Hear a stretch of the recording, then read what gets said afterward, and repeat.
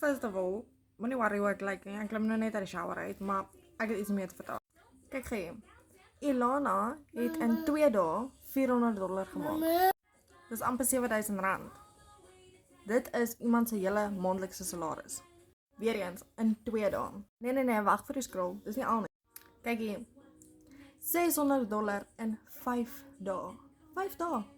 Dit is honestly vir my die beste ding van hierdie program. Is jy kry 'n hele community, 'n hele support system. Mense wat daar is vir jou. Because you are in business for yourself, but not by yourself.